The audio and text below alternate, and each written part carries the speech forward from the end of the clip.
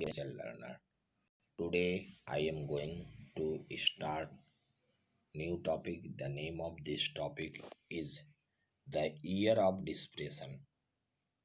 Year of depression. Depression means होता है आपका जो मतलब ईयर ऑफ डिस्प्रेशन. डिस्प्रेशन मतलब जैसे तनाव होता है, लेकिन यहाँ पे ईयर ऑफ डिस्प्रेशन मीन्स होता है मतलब मंदी, डिक्रीजिंग होना. जैसे धीरे धीरे जो सामानों का डिक्रीजन हुआ उसको ईयर ऑफ डिप्रेशन कहते हैं. या मंदी की साल, मंदी का साल, मंदी मतलब जिसमें इकोनॉमिकल स्टेटस डिक्रीज हो गया उसको ईयर ऑफ डिप्रेशन कहते हैं. Stability during 1924 to 1928 was build in sand. मतलब यह कहा जाता है स्टेबिलिटी. स्टेबिलिटी मीन्स स्थापित हुआ. ठीक है, क्या स्थापित किया गया?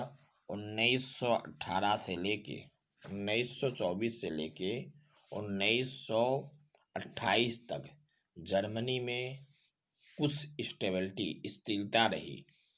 लेकिन यह स्थिरता मानो रेत के ढेर पर खड़ी थी. रेत के ढेर पर. बिल्ड इन सैंड मीन्स जैसे बालू की बनी हुई कोई चीज होती ना, ठीक उसी तरह. मतलब बहुत खराब स्थिति में थी. बिल्ट इन सैंड की मतलब होता क्या? बहुत ही खराब स्थिति थी. फिर इसके बाद जर्मनी ने रिकवरी किया. जर्मनी जैसे short term loan by USA, उसने किसके द्वारा लोन लिया था? यूएसए, यूनाइटेड यूएस के द्वारा उसने लोन लिया था. तो यूएस की स्थिति खराब हो गई तो जर्मनी को कहाँ से देगा? जर्मनी को वह लोन कहाँ से देगा? तो जर्मनी निवेश जो लगाई थी या अन्य सुचारू रूप से किया था तो उसमें अल्पकालीन कर्ज पर आश्रित था. जब 1929 में wall street exchange crust.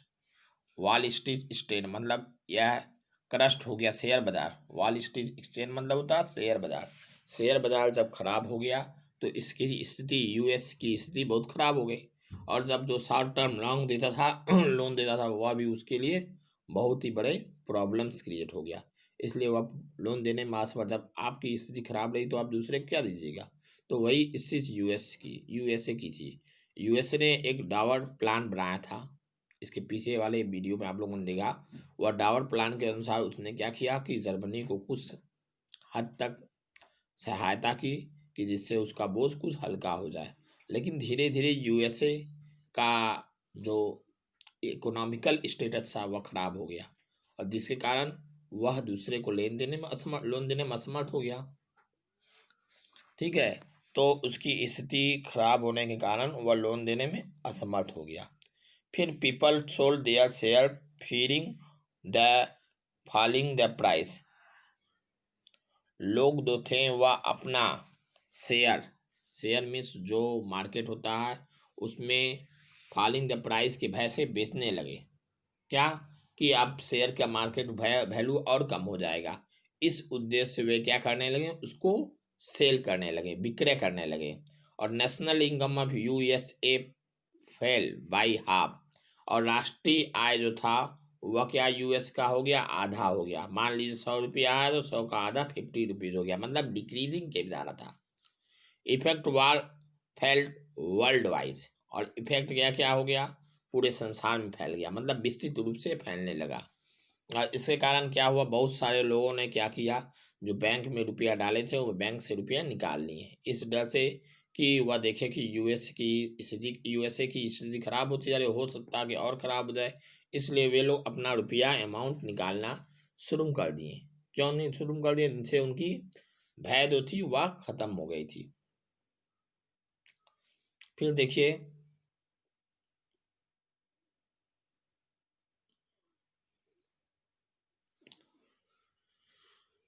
Economic crisis has to deep impact on economic crisis मतलब आर्थिक संकट आ गया जो मुख्य रूप से किस पर प्रभाव डाला? आपके जर्मन के इकोनॉमिक्स में. जर्मनी के आर्थिक व्यवस्था पर। Industrial production was reduce, industrial production जो था वह रिड्यूस हो गया। कितना परसेंट हो गया? इंडस्ट्रियल प्रोडक्शन रिड्यूस हो गए 40% हो गया 1932। मतलब जो मान लीजिए 100 रुपया में अब 40 रुपया हो गया, तो इंडस्ट्रियल जो औद्योगिक उत्पादन था वह डिक्रीज हो गया। कब? 1932 1932 में। फिर workers lost their job are paid reduce wages, workers जो थे, जो मजदूर थे, उनका जॉब वे अपने, अब देखिए सिंपल सी बात है, जब औद्योगिक कारखानाएं, जो कारखानाएं हैं, उसमें जब प्रोडक्शन कम हो जाएगा तो वह अधिक वर्कर रखेगा नहीं, तो वह क्या करेगा? वर्करों को निकाल देगा, कम वर्कर रखेगा। और वर्करों को निकालने का मुख्य कारण क्या है? कि उसका प्रोडक्शन हो ही नहीं रहा है, तो वह अपने घर से, अपने जेब से तो पैसा देगा नहीं ना, जो इनकम होगा उसी में से देगा। तो वह क्या करेगा? धीरे धीरे कर्मचारियों को निकालना शुरू कर देगा। तो वही हुआ, वर्कर लॉस्ट देयर जॉब्स। अब क्या हुए? मजदूर लोग, जितने कर्मचारी लेबर थे, वे लॉस्ट देयर जॉब्स, बेरोजगार हो गए।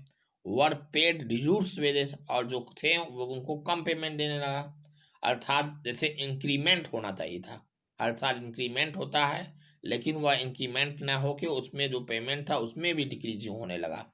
इससे और भी नुकसान होने लगा। अनएम्प्लॉयड 6 मिलियन लोग, कितना हो गया? अनएम्प्लॉयड। 6 मिलियन मीन 60 लाख लोग, 60 लाख लोग क्या हो गया? अनएम्प्लॉयड हो गए। क्रिमिनल एक्टिविटीज इंक्रीज, सिंपल सी बात है, जब लोग बेरोजगार होंगे तो अपने भूख, देखिए जो नेसेसिटी है उसकी फुलफिल करने खातिर करें। नेसेसिटी हम लोग की क्या है?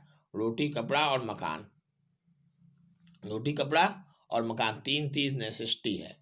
तो व्यक्ति अपने भूख को, मतलब हंगर है अगर, तो स्टमक के दर्द को दूर करने के लिए या भूख को मिटाने के लिए कुछ ना कुछ करेगा। तो लास्ट में उसके पास क्या रहेगा? क्रिमिनल एक्टिविटी, अपराध वाला मार्ग अपनाएगा। लोगों से, जहां सरकार के रहेगा वहां से वह छिनताई करेगा, या वहां स्नेजिंग करना शुरू करेगा, इन सब चीजों को वह लेना शुरू करे। तो इस तरह क्रिमिनल एक्टिविटीज इंक्रीज हो गया, क्योंकि बेरोजगार होंगे तो क्रिमिनल का मार्ग अपनाएंगे, अपराध का मार्ग अपनाएंगे, उनके पास दूसरा कोई चारा नहीं रहेगा।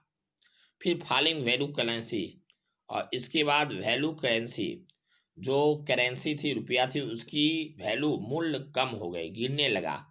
Income and saving people diminished, income and saving people, जितने लोग अपना इनकम मतलब जमा किए थे, वे लोग डिमिनाइज हो गए, अर्थात वे लोग बैंक से निकालना शुरू कर दिए, क्योंकि वे समझ गए कि अब वैल्यू कम हो गई और डिक्रीज हुआ, हो सकता है कि सब पैसा नष्ट हो जाए। बिजनेस गॉट ऋण, और व्यवसाय जो था वह नष्ट हो गया। Fall in agriculture, either agriculture affected in presently, मतलब सबसे अच्छा प्रभाव सबसे अधिक किस पे पड़ा? किसानों पर पड़ा, क्योंकि किसान जो कृषि से संबंधित थे, वे लोग इस कष्टों को झेलने के लिए व्यापक तैयार थे, अर्थात उन लोगों को विशेष तौर पे यह कष्ट झेलना पड़ा। फिर देखिए,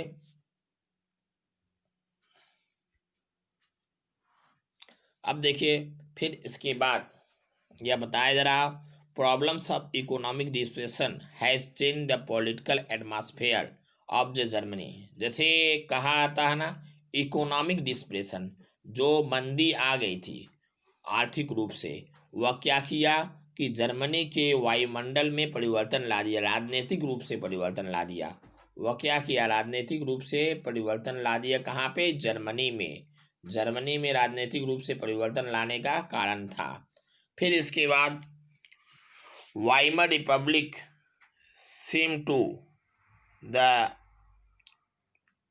problems, seem to the problems, Weimar Republic जो था, Weimar Republic seem to offer not to these problems, Weimar Republic इस प्रॉब्लम, इन समस्याओं को कोई निदान नहीं निकाला, अर्थात कोई हल नहीं दे पाया, कोई सोल्यूशन नहीं दे पाया, जिससे लोगों के ऊपर और भी बहुत तरह के सामना, अर्थात लोग विभिन्न प्रकार के समस्याओं का सामना करने लगे। They are facing different types of problem because the Weimar constitution had some intended elected. और इसके बाद क्या हुआ कि वाइमर एक साथ दो Weimar because the Weimar constitution has some inherent related है, मतलब कुछ पहले से जो चलता आ रहा था वाइमर कॉन्स्टिट्यूशन, वाइमर संविधान में, उसी को भी फॉलो करते थे। और उसी को फॉलो करने के कारण उनको क्या होता था, दिक्कत हो रहा, और उस चीज़ को वे फॉलो करते आ रहे थे, और फॉलो करने के बाद उनको ये सब प्रॉब्लम्स होते थे। फिर हुआ प्रोपोर्शनल रिप्रेजेंटेशन। प्रोपोर्शनल रिप्रेजेंटेशन में क्या हुआ कि no party can achieve majority, कोई भी पार्टी अपनी मेजॉरिटी नहीं अचीव कर पाया। मतलब सपोज कि दो दल है तो एक पार्टी को अधिक वोट मिलता है, दूसरे को कम मिलता है, तो दोनों पार्टी के सहयोग से चलता है, इसलिए कॉलोनाइजेशन हो जाता है, अर्थात रूल नहीं चल पाता है। दोनों के रहने के कारण क्या होता है कि जो रूल रेगुलेशन है वह चेंज हो जाता है। फिर आर्टिकल्स 48, आर्टिकल्स 48 क्या बोलता है आपका, यह कह रहा है कि give president the power to improve emergency suspended deckers, मतलब जो प्रेसिडेंट थे, राष्ट्रपति थे, उनके पावर को इम्पोज लाद दिया गया था कि इमरजेंसी सस्पेंडेड, कोई भी विपत्ति परिस्थिति में उनको कोई एम्स नहीं उठा सकते या कोई एक्ट नहीं उठा सकते, उनको विभिन्न प्रकार की परिस्थितियों का सामना करना पड़ेगा। और we can said vulnerabilities dictatorship to dictatorship, और लास्ट में क्या हो गया, वर्निवेलिटी डिक्टेटरशिप चलने लगा, अर्थात जो वर्निवेलिटी डिक्टेटरशिप मतलब तानाशाही, दूसरा लोग मतलब उनके पास कोई चारा बचा है नहीं। अंत में उन लोगों ने इसी उपाय को उठाया कि अब दूसरी शासन आना चाहिए, क्योंकि जब तक दूसरा नहीं आए तब तक हम लोग इसमें इम्प्रूव नहीं कर पाएंगे। तो इस प्रकार हम लोगों ने क्या देखा कि the year of depression, year of depression में क्या प्राप्त किया कि किस प्रकार यह डिस्प्रेशन हुआ, किस प्रकार यह मंदी का समय आया, मंदी मीन्स खराब परिस्थिति आई, और किस प्रकार यहाँ के लोगों ने, जर्मनी और यूएसए के लोगों ने झेला और उसको सफरिंग करते हुए विभिन्न प्रकार के समस्याओं का निदान किया। लेकिन यह कहा जाता है कि यूएसए जो जर्मनी का पूर्ण रूप से सपोर्ट दिया अंत में फर्स्ट वर्ल्ड वॉर के बाद, वह चाहा कि किसी तरह जर्मनी ठीक रहे, लेकिन इसके बाद यूएसए की स्थिति खराब हो गई, और जब उसकी स्थिति समाप्त हो गई तो शॉर्ट टर्म लोन था वह उसको देने में असमर्थ हो गया, और असमर्थ होने के कारण बेरोजगारी होने लगी। लोग गले में प्ले कार्ड लटका के घूमने लगे कि हमें नौकरी दीजिए, लाइन में नौकरी के लिए इतनी लाइन कतार बन गई, इतनी बड़ी लाइन लग गई कि जैसे 5 सीट हैं और 500 लोग खड़े हैं, तो किसको दिया जाए। तो सिंपल सी बात है, बेरोजगारी बढ़ती गई, क्रिमिनल एक्टिविटीज़ बढ़ते गए, जगह जगह बहुत सारे चोरी डकैती, और इसके बाद लोग सिंचाई करने लगे, स्नेजिंग करने लगे, एक दूसरे के सामान छीनने लगे, मतलब पूरी तरह हड़कंप बच गया। और उस समय की परिस्थिति बहुत भयंकर थी, और वह परिस्थितियों के लोग झेलने के लिए तैयार थे, और उसी तरह झेलते रहे, सफरिंग करते रहे। Okay my dear student, today offline work आप लोग को मिलता है, write down about the year of desperation, year of desperation के बारे में आप लोग को लिखना है। Okay, see you again next day, next video, and don't forget like, share and subscribe. Have a nice day.